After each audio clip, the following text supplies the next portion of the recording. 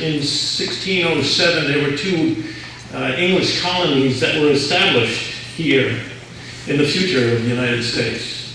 One, of course, being Jamestown, and the other one that you all know right here in Massachusetts is the Popham Colony down off on the coast of the Sagadahoc River.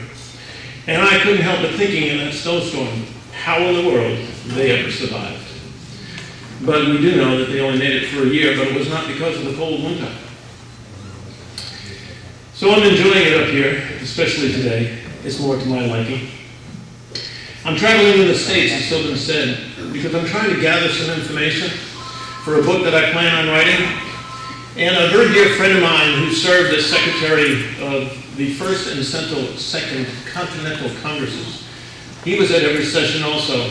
And between the two of us, we have a great knowledge of the man, and we do not want that to be forgotten, of why and how this nation came to be.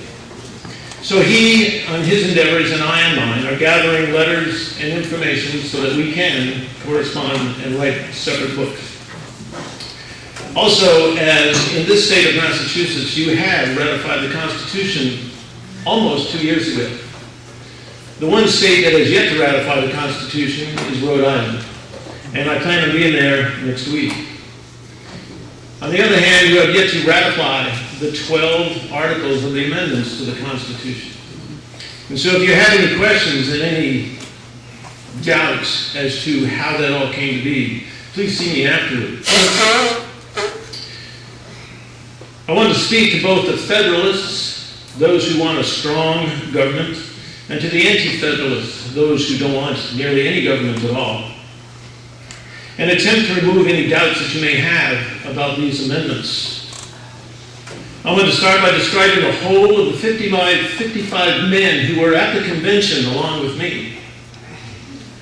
Of those delegates, of the 55, there were 2 deists, there were 2 Quakers, one who would not establish his denomination, for he didn't matter. And of the 55, 45 of us were Calvinists, deep into Calvinistic theory, very fundamental. These are the formers who formed the Constitution that you have ratified.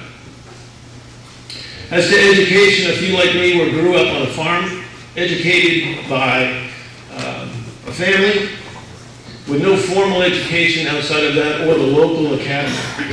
But others had formal education and finished at Princeton or Harvard College, or one even went off to Europe and finished there. But all of us were well-versed and well-read in the books that we had at hand in the schooling that we did have.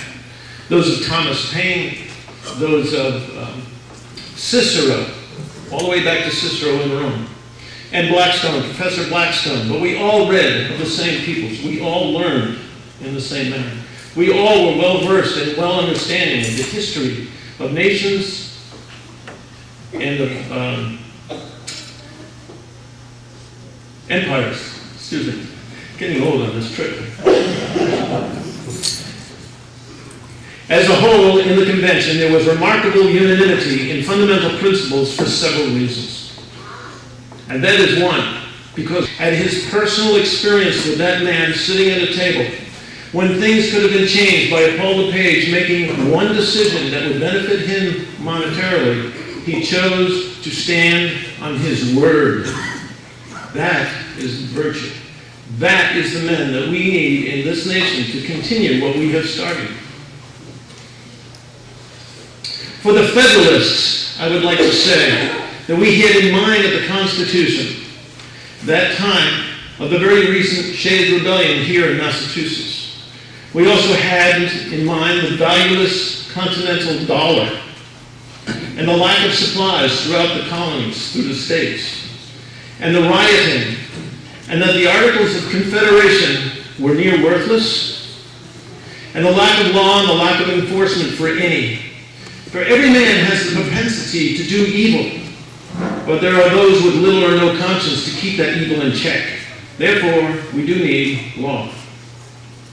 But most of all, we had at the forefront of our minds the hardships and human loss at Valley Forge because of the lack of power of the central government. So we do need a strong government. For the anti-federalists, we had you in mind also. We remember well our history of the 180 years from Jamestown to now when we were at the convention. And the lessons, most of which, of what not to do. Remembering Jamestown, Sam Adams said, the utopian schemes of leveling wealth and community of goods are as visionary and impractical as those which vest all property in the crown.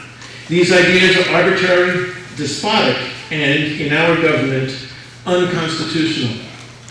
Again, I want to emphasize what he said. The utopian schemes of leveling wealth and a community of, we asked them, and they came, and they said that we owed them. When a government steps in with benevolence in the forefront, you can be absolutely certain that there are strings attached in the background.